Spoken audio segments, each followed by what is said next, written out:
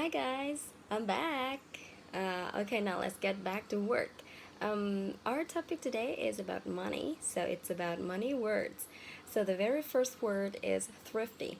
Thrifty in Vietnamese it means tiết kiệm or tiêu tiền thông minh, and of course in English it means you spend money wisely. Okay, so the word is here. We have this word here. Did you see it? Okay, so that's the word thrifty. Okay, and I'll give you an example with this word. Okay, so he was economical. He was economical, spending his money thriftily and on items considered essential. Câu này có nghĩa là anh ấy là một người rất là tiết kiệm, tiêu tiền rất là thông minh và chỉ vào những cái sản phẩm hay là những thứ mà được coi là rất là thiết yếu. Okay, so this is the sentence. You see it? Okay. Thrifty. Nhớ nhá, có rất là nhiều từ đâu, hôm nay sẽ có rất là nhiều từ đấy. Okay, the very first word is thrifty. And the next word I'll give you is spendthrift. Thrifty thì có nghĩa là tiết kiệm, nhưng mà spendthrift thì lại mang nghĩa là tiêu xài hoang phí. Okay, and this is the word. This is the word. See it? Okay, and of course, spendthrift is a noun, while thrifty is an adjective. And this word is actually the opposite of thrifty. If you are a spendthrift, you buy as though consumerism were going out of style. And yeah, I mean, you spend money without thinking too much about how you spend, what you spend, how much you spend. Okay, so let me give you an example. Here's the example. Weekly trips to Vegas and 5-star restaurants on Tuesday evenings. Phoenix was a spendthrift whose prodigality would inevitably catch up with her. Okay, now let's take a look at the example. Quite difficult for you to see, right? Okay. Câu này có nghĩa là những chuyến đi hàng tuần đến Vegas và ăn ở nhà hàng 5 sao vào những tối thứ ba thì đã khiến cho Phoenix trở thành một người tiêu xài vô cùng hoang phí, và cái mức độ tiêu xài của cô ấy thật sự là hợp với cô ấy. Catch up with her. Okay, so the second word, spendthrift. Spendthrift. Remember, thrifty is an adjective and spendthrift is a noun. The third word is no longer a noun or an adjective. The third word is dissipate. Dissipate is a verb. It means waste something valuable like time, money, energy. And the synonym for dissipate is squander. And squander means you carelessly waste something very valuable, like opportunities, time, contact, or energy or money. Okay? So here are the words: dissipate and squander. Okay, let me give you an example. The enormous amount of savings has largely been dissipated by poor choices for investment. Câu này có nghĩa là một lượng tiết kiệm vô cùng lớn đã bị gọi là tiêu xài một cách hoang phí, đã bị phung phí bởi những lựa chọn đầu tư không hề thông minh. Tức là những lựa chọn đầu tư tồi, gọi là poor choices of investment. Okay? Hoặc they squandered the profits on expensive cars. Họ tiêu xài phung phí cái lợi nhuận họ thu được vào những chiếc ô tô đắt tiền. Và mọi người có thể xem ví dụ ở đây nhé. Here, take a look. Oh no.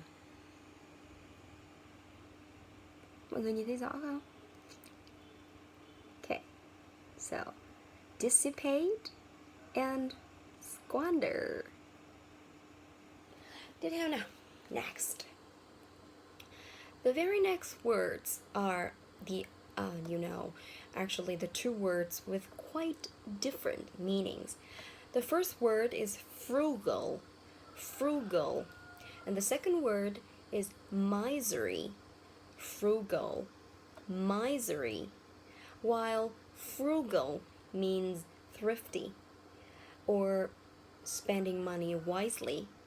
Miserly means you're overly careful about how much money you spend, and this word actually has a negative connotation and conjures up an image of, a multimillionaire wearing threadbare clothes and heading to soup kitchen for a meal. Tức là trong khi cái từ frugal có nghĩa là tiết kiệm, hà tiện, chất chiêu, thì cái từ misery lại mang cái nghĩa nó tương đối là negative hơn, tức là kiểu keo kiệt ấy, bủn xỉn ấy, hà tiện ấy. Okay? Và đây chính là hai từ mà mình đang nhắc tới. Frugal and misery. Misery.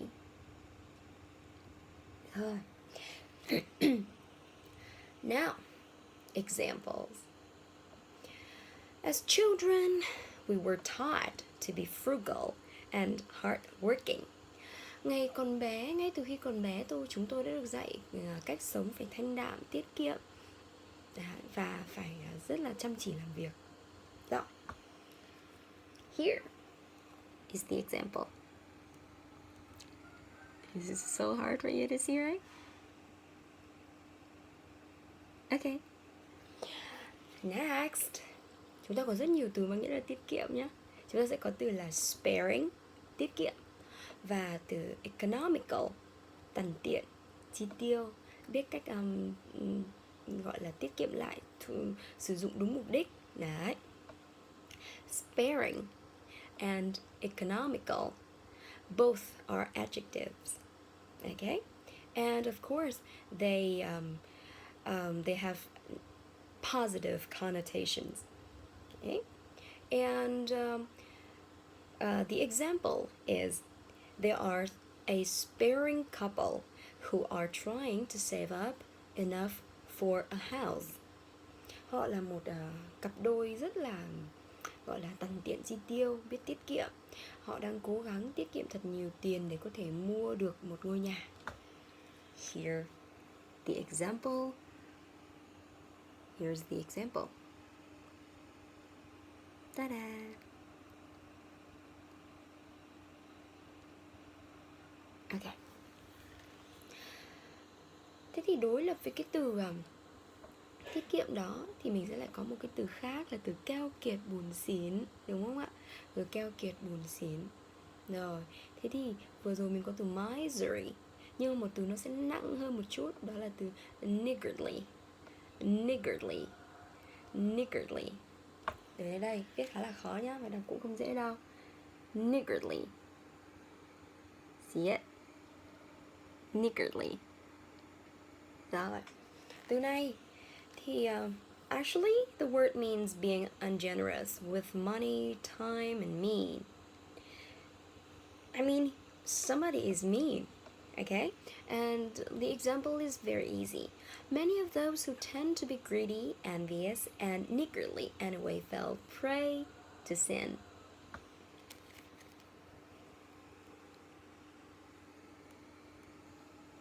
Trời ơi, làm nào cho mọi người nhìn thấy ra? How can I put the screen so that you can see? Rồi, cái ví dụ này có nghĩa là những người mà có cái thiên hướng tham lam, hay ganh ghét, ganh tị, đố kỵ và buồn xỉn thì thường rất là hay phạm tội, tức là con mồi cho tội lỗi. Fall prey to sin có nghĩa là con mồi cho tội lỗi, hay còn gọi là rất là hay phạm tội, phạm lỗi. Đó, phạm tội lỗi. Từ buồn xỉn còn có một từ mà siêu cao cấp, siêu formal, very formal, and you would get a very high score if you use it for, the IELTS speaking parts or writing parts, right? And the word is parsimonious. Parsimonious. Very difficult. Parsimonious. Got it? Okay, so parsimonious is actually a synonym for miserly and stingy. Parsimonious means extremely frugal. Extremely frugal. Now, like misery, of course, this word has negative connotation. And the example would be like, even with millions in his bank account, Fred was so parsimonious that he followed a diet consisting of nothing more than bread and canned soup. Mặc dù ấy, anh ấy có hàng triệu đô la ở trong tài khoản, nhưng mà anh này vẫn sống rất là bủn xỉn và keo kiệt. Anh ấy ăn một cái chế độ ăn mà chỉ có bánh mì với lại canh đóng hộp thôi. Sống thế thì sống làm gì? Okay, here is the example. Can you see the example clearly? Nếu mọi người không nhìn được thì mọi người có thể stop cái video lại và nhìn nhá.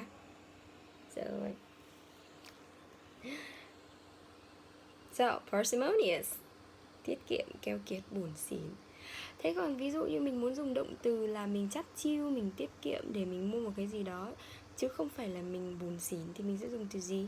Of course, there are so many words, and I'll give you two. The first phrase is scrimp and save. Scrimp and save. And the next word is economize. Economize. Here are the words.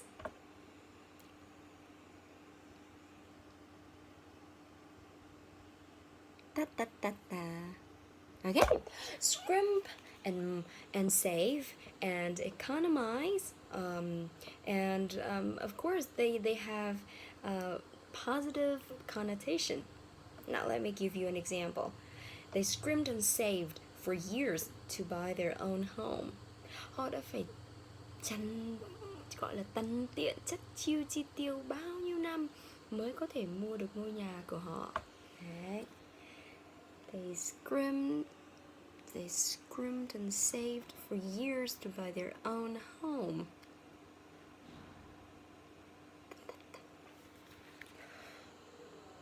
Thế thì đối lập với cái người mà gọi là tằn tiện chi tiêu như thế, thì sẽ có một người là người ăn chơi chắc đáng. Và người ăn chơi chắc đáng tiêu xài phung phí người ta gọi là sybarite. Sybarite. Âm y ngắn. Sybarite. Okay? So sybarite is a person who indulges in luxury. And of course, a person who indulges in luxury is a very wealthy person. That is for sure.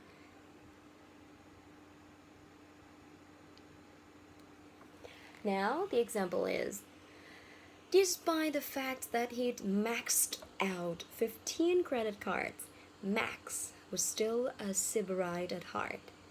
When the feds found him, he was at $1,000 an hour spa in Manhattan getting a facial. Câu này rất là hay nhá. Có nghĩa là mặc dù ấy, anh ấy đã gọi là chi tiêu xài hoang phí hết tất cả 15 cái thẻ tín dụng, thì thực tế bản chất anh Max này, anh vẫn là một người ăn chơi vô cùng trác táng. Khi mà cảnh sát FBI tìm thấy anh ta, thì anh ta vẫn còn đang ở trong một spa có cái giá là $1,000 một giờ để chăm sóc da mặt. Oh my gosh, he's actually getting a facial in a $1,000 spa per hour. $1,000 per hour spa, and I am sitting here doing some of my stupid videos. No, it's not stupid, but actually I'm smiling stupidly. Now, here's the phrase. Here is the example.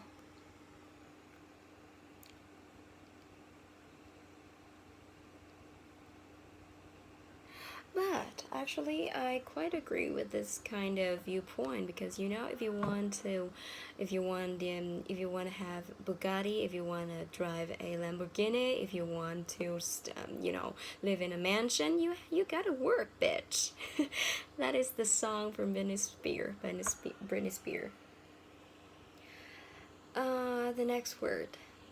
The very next word is impecunious. Impecunious. Impecunious means very, very poor or not having enough money. Impecunious. The stress is on the third syllable. Okay? And the example is, in extremely trying times, even the moderately wealthy, after a few turns of ill fortune, can become impecunious. Again, in extremely trying times, even the moderately wealthy, after a few turns of ill fortune, can become impecunious. Trong những thời kỳ khó khăn vô cùng ấy, thì thậm chí là những nhà trung lưu, thậm chí là những gia đình trung lưu, chỉ cần sau một vài lần ngã ngựa là cũng có thể trở nên rất là túng thiếu, không còn tiền nữa. Đây, nhớ nhá, impecunious.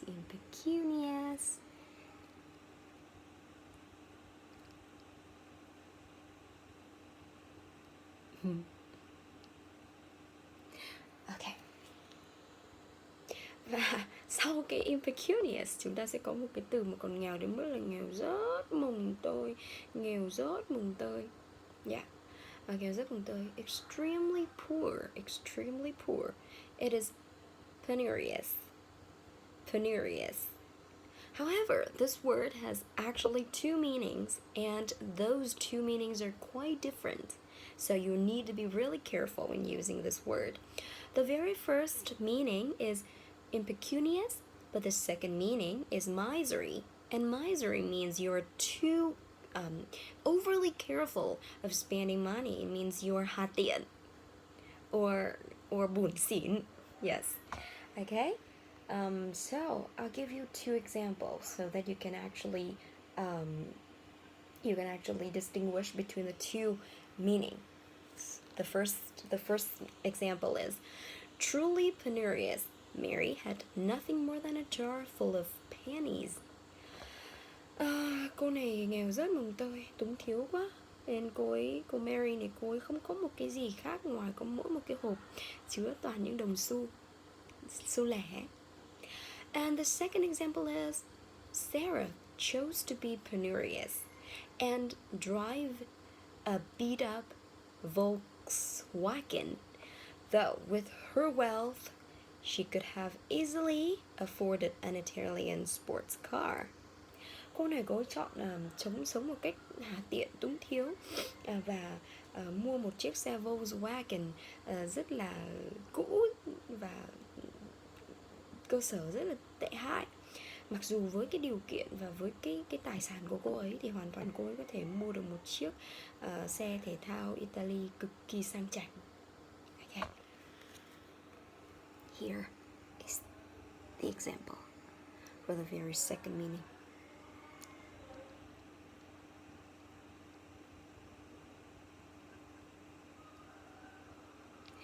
And here is the example for the first meaning.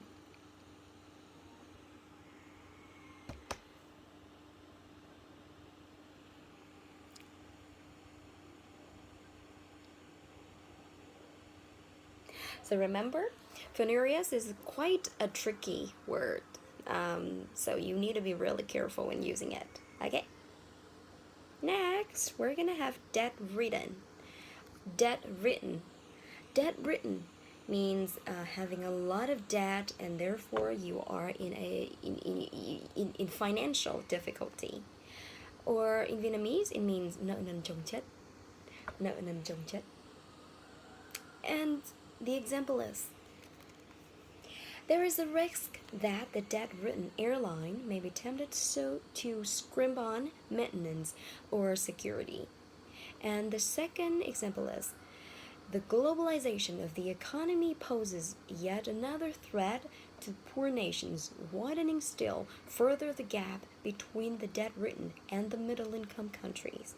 Ví dụ thứ nhất có nghĩa là những cái hãng hàng không mà đang nợ nần chồng chất ấy, thì có thể là họ sẽ bị gọi là lôi cuốn vào cái việc là họ sẽ tiết kiệm quá mức trong cái việc bảo dưỡng ô tô cũng như là an ninh an toàn máy bay. Đấy.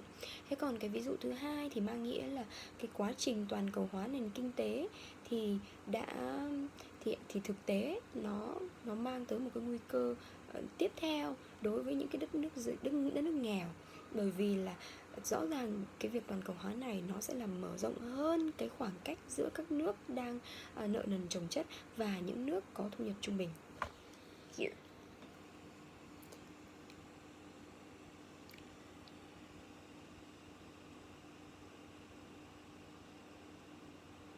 Rồi.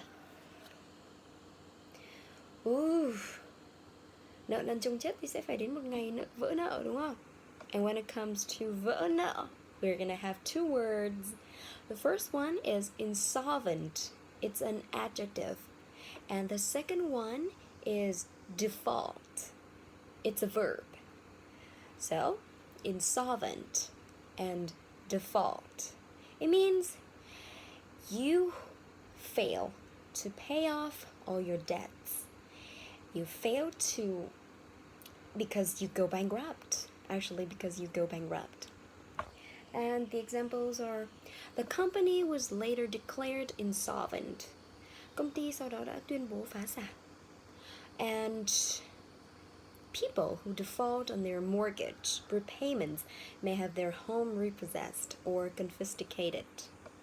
No, confiscated. I'm sorry, confiscated. Những người mà vỡ nợ hoặc là không thể trả được các cái món nợ thế chấp thì có thể sẽ bị tịch thu nhà. Và tịch thu thì nó có hai từ repossess hoặc confiscate. Okay? Here.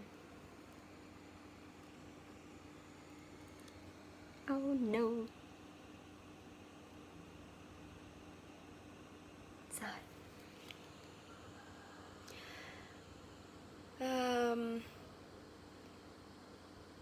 I actually have many other words to introduce to you guys here, but maybe right now I'm just focusing on the two words. The first one is pecuniary, and the second one is mercenary. These are two words that are related to money. However, the two words have two totally different meanings.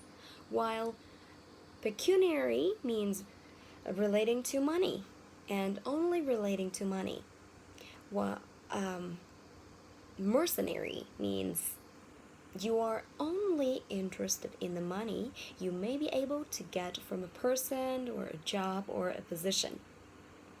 So, pecuniary means liên quan đến tiền bạc, liên quan đến tài chính.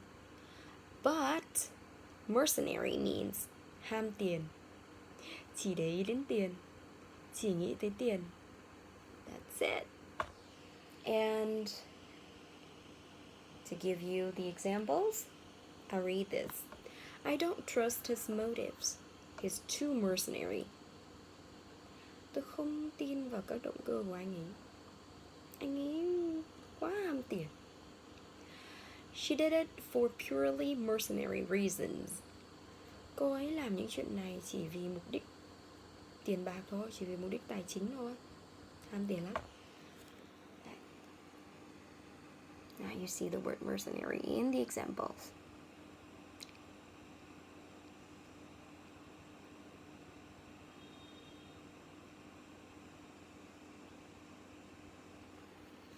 Okay. Còn pecuniary? Pecuniary. He was trying to get a pecuniary advantage for himself. Anh ấy đang cố gắng để có thể có được lợi thế về tài chính cho chính mình. Pecuniary.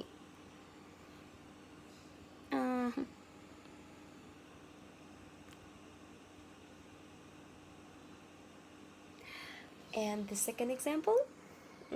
Such a girl certainly increases the pecuniary burden of her family owing to the difficulty of getting her married. This is actually for me. Một cô gái như thế chắc chắn là sẽ làm tăng cái gánh nặng về tài chính cho gia đình của cô ấy bởi những khó khăn trong việc cưới chồng cho cô ấy. No, I mean, no, this is not for me. I'm not too mercenary, but I have my own money. Okay.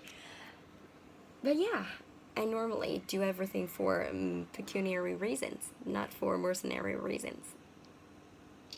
So you know the word pecuniary. Now again, let me give you an overview of the meanings of the word pecuniary. Pecuniary means relating to money, and mercenary means only interested in the money that only interested in the money that you are able to get from a job, from a contact, from a relationship, or from anything. Yeah, that's it for today, and I think it's time I say goodbye and see you next time.